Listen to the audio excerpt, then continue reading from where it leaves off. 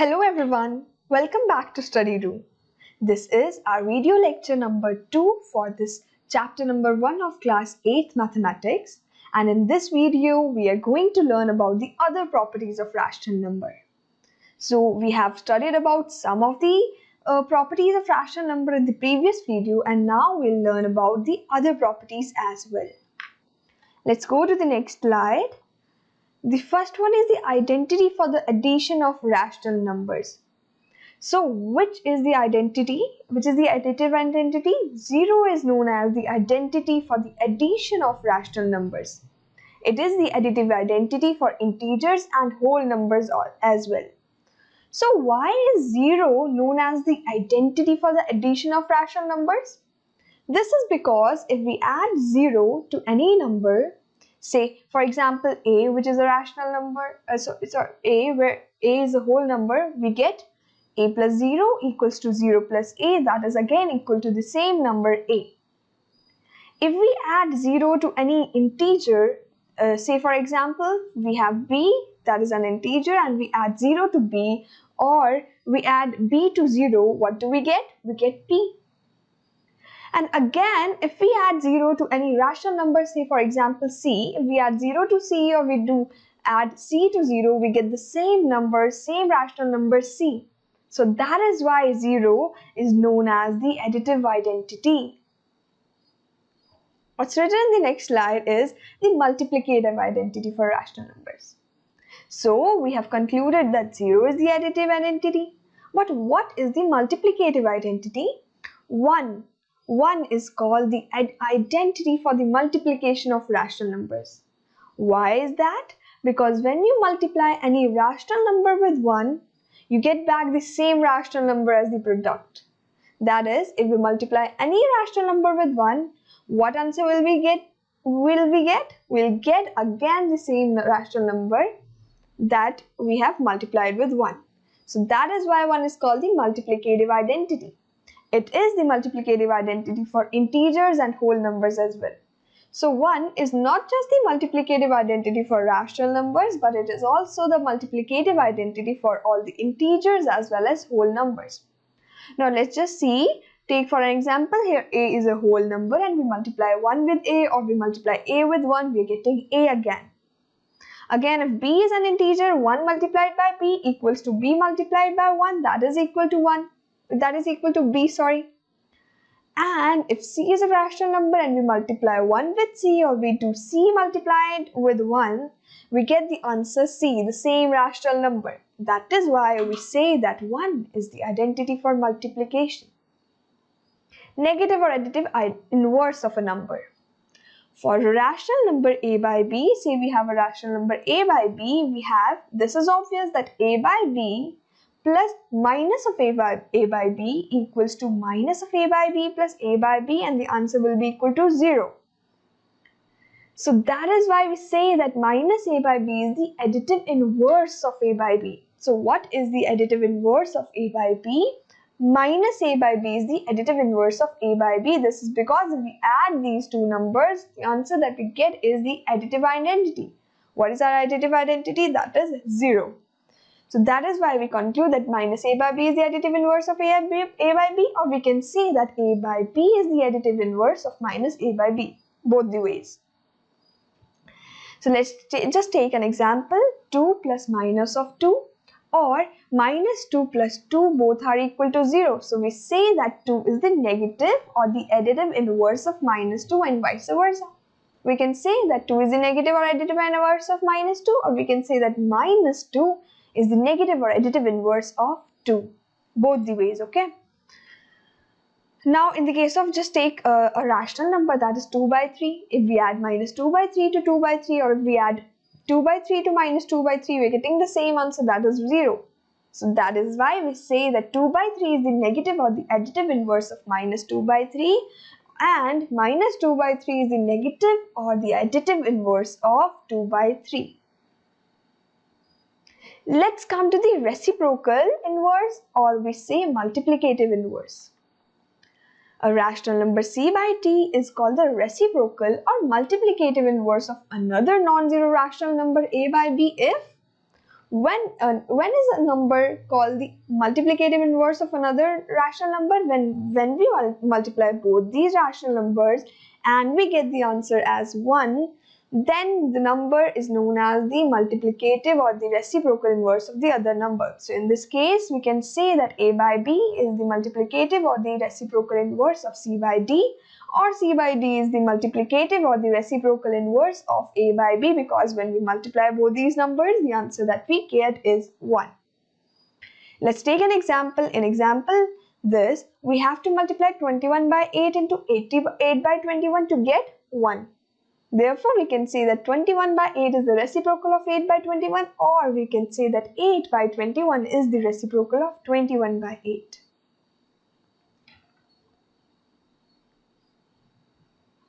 Now we have a brainstorming question. What is that? It's written that is there a rational number which when multiplied by 0 gives us 1? So just think, is there any rational number which when multiplied by 0 will give us the answer 1? No such number exists which when multiplied by 0 gives us 1. Thus, there is no such rational number which we can multiply by 0 in order to get 1. So, what we can conclude? We can conclude that 0 has no reciprocal. 0 does not have any reciprocal, because there is no such number which when multiplied by 0 give us 1. Next is the distributive property, the distributivity of multiplication over addition for rational numbers.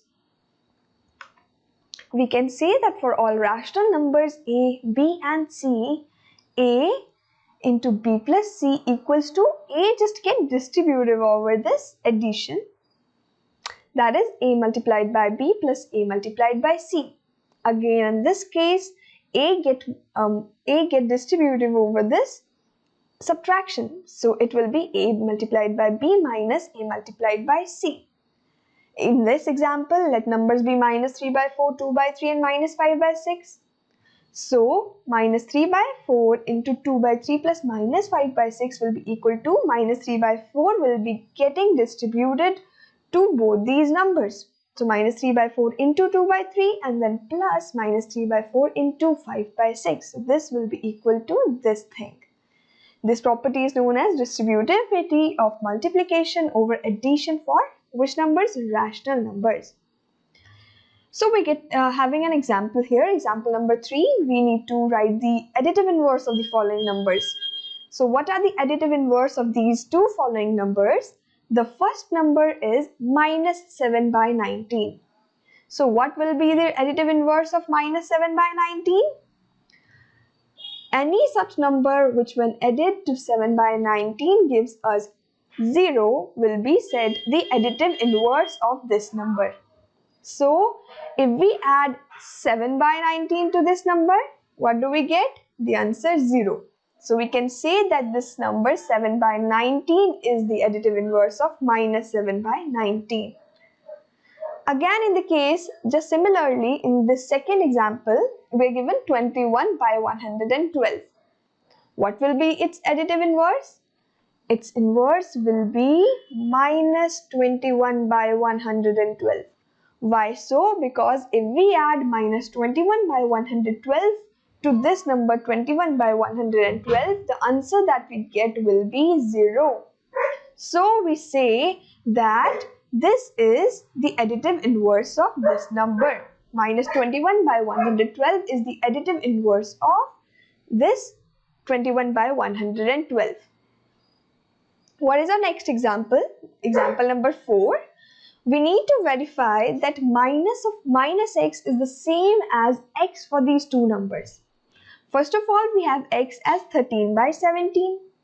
So we need to verify that is minus of minus x same as x. So first of all, minus x will be minus 13 by 17. And what will be the minus of minus x? The minus of minus x will be equal to minus of minus 13 by 17, that is 13 by 17, which is the same as x, the number x that was given 13 by 17. Now similarly for the number x being minus 21 by 31, what will be minus x? It will be minus of minus 21 by 31, that is 21 by 31. And minus of minus x will be what? Minus of minus x will be this. Minus of minus x will be minus of 21 by 31, which is again the number x. So we have found that if we do minus of minus x, we get the same number as x. This is what we had to do in this example number 4. Next is our example number 5, which is we need to find 2 by 5 into minus 3 by 7 minus 1 by 14 minus 3 by 7 into 3 by 5. So first of all, I'll use commutativity here. By solving it, I'll do 2 by 5 minus 3 by 7. Again, I'll write minus 3 by 7 here, and I'll write again then 3 by 5 minus 1 by 14. This is by commutativity. I'll write 2 by 5. This can be written as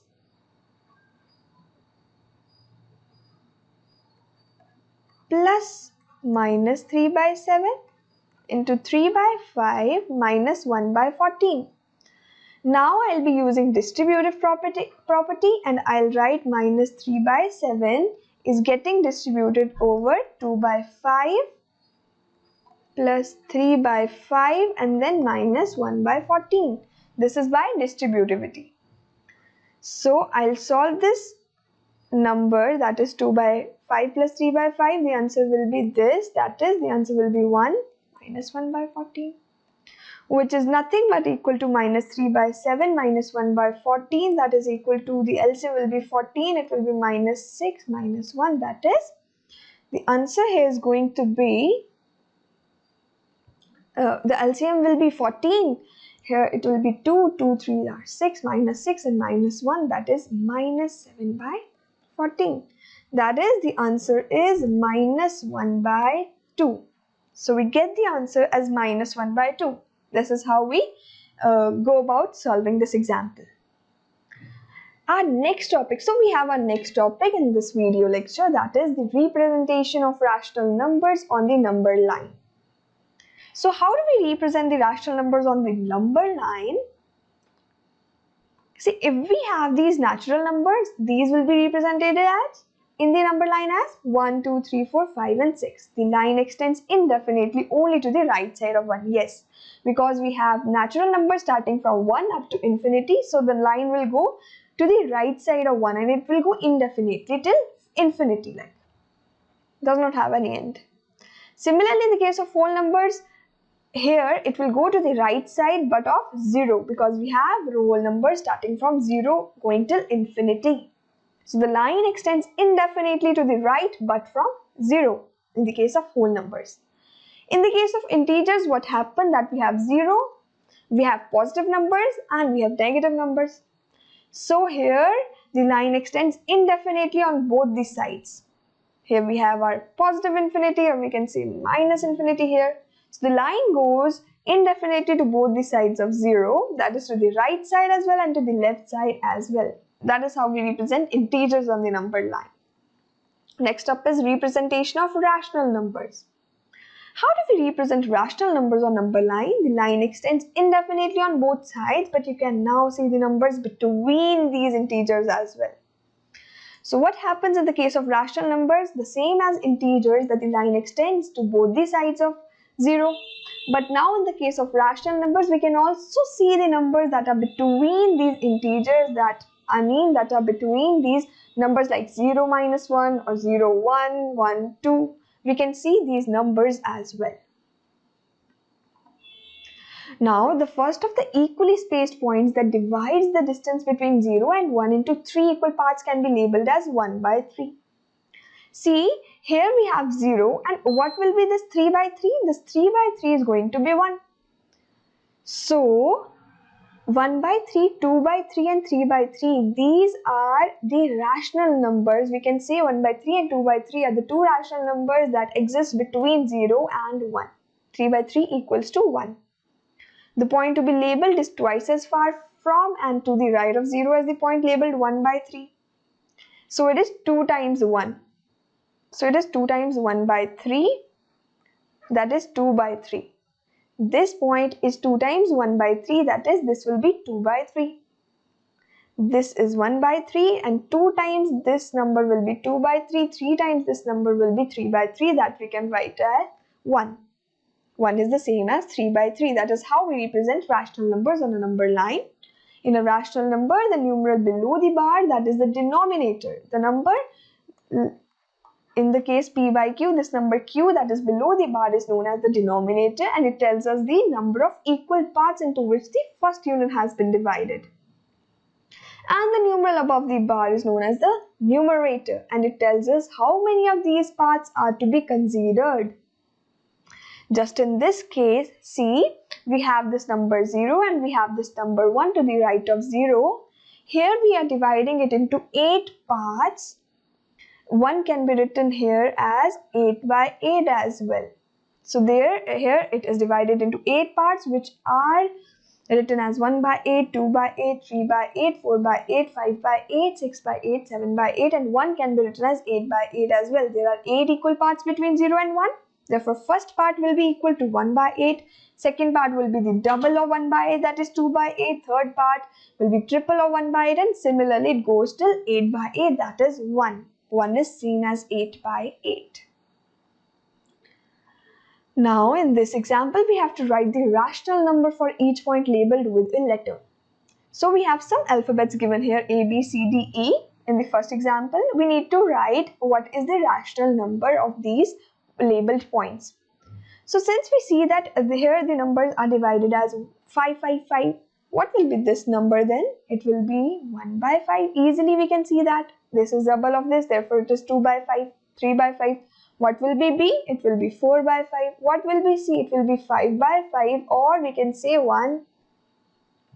This is 6 by 5, this is 7 by 5, this will be 8 by 5. Next one will be 9 by 5, and it goes on like this. 10 by 5, 11 by 5, and 12 by 5. 10 by 5 is same as 2. Now the same example number 2, just in the same way, we need to find these rational numbers j, I, h, g, e. If this is minus 12 by 6, what will be this number? So the number between minus 12 by 6 and minus 10 by 6 will be obviously minus 11 by 6. Again, the next number is minus 10 by 6. The next number is minus 9 by 6. What will be this number? Minus 8 by 6. Next one will be minus 7 by 6, and similarly minus 6 by 6 or minus 1. This is minus 2. This is 0 in the previous example. This will be minus 5 by 6. The next one is minus 4 by 6. Further, minus 3 by 6. This will be minus 2 by 6. Similarly, minus 1 by 6. And the last one as 0 by 6 or 0. This is how we are representing rational numbers on this number line. Now we are going to find the rational numbers between any two rational numbers. So unlike natural numbers and integers, the number of rational numbers between two rational numbers is not definite. We know that, just take for an example between 3 and 5, these two numbers, we can say natural numbers or integers, there are only 4 and there is only the number 4 as natural number and integer. But what in the case of rational numbers, this is not so. There are infinite rational numbers between any two rational numbers. For example, how many rational numbers are there between minus 1 by 10 and 3 by 10? 0 by 10, 1 by 10, 2 by 10 are rational numbers between them. But we can write minus 1 by 10 as this, minus 10 by 1000 by lakh, or 3 by 10 as this. And if we write these two numbers as in this form, what we can say is that Then we get rational numbers between these two numbers from minus 9999 upon 10,000 to 29999 by 1 lakh. Hence, we get countless of rational numbers between any two given rational numbers.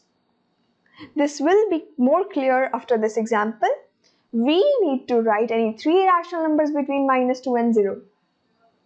So see, this is minus 2, or we can write it as minus 2 and by 1. Another one is 0 by 1. We can write minus 2 by 1 as minus 20 by 10. Or we can write 0 by 1 or 0 as 0 by 10. Now we know that between these two numbers, between these two rational numbers, minus 20 by 10 and 0 by 10, we can find rational numbers like minus 19 by 10, minus 18 by 10, minus 17 by 10, and so on till 1 by 10. Sorry, till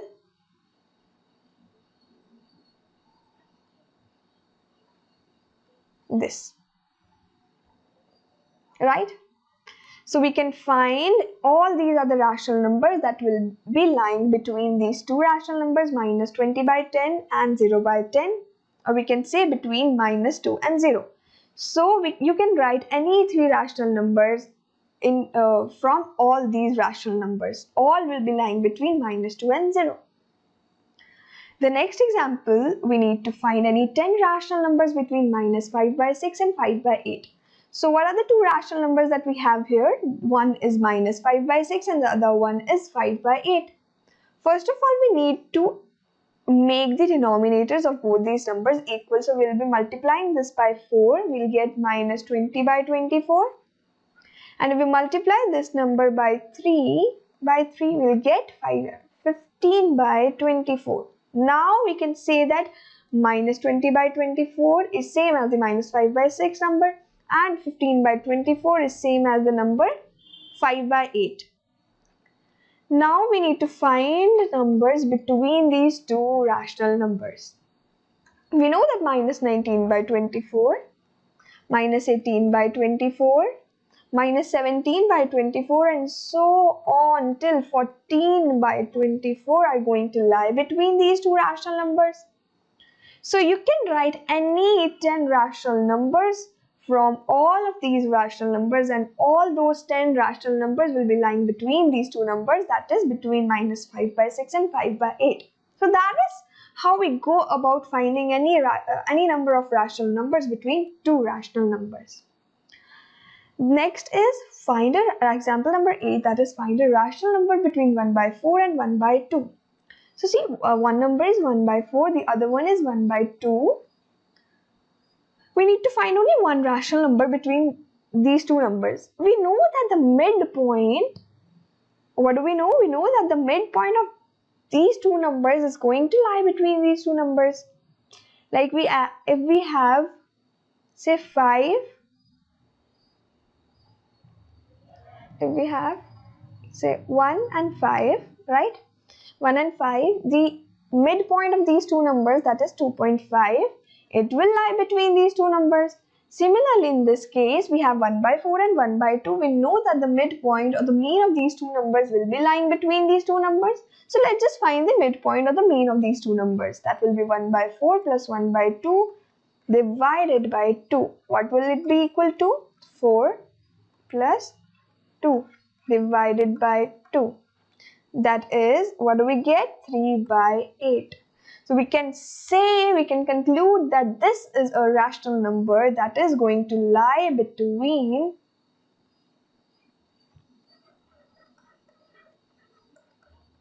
1 by 4 and 1 by 2. So I found a rational number 3 by 8 that is lying between the two rational numbers 1 by 4 and 1 by 2. And this is the midpoint, like the mean of these two numbers. What do we have in our next example? We need to find three rational numbers between 1 by 4 and 1 by 2. So just like the previous example, we had to find only one rational number between these two numbers 1 by 4 and 1 by 2. But now in this case, we need to find two more rational numbers, in total 3 rational numbers. We have concluded that 3 by 8 lies between these two numbers. So one of the three rational numbers will be 3 by 8. that lies between these two rational numbers. Now if we find the midpoint of 1 by 4 and 3 by 8, that will also lie. So say we are finding the midpoint of 1 by 4 and 3 by 8 first. 1 by 4 plus 3 by 8 divided by 2 gives us, what will be the LCM of 4 and 8? See here, 2. What is it equal to? It is equal to 8. So 8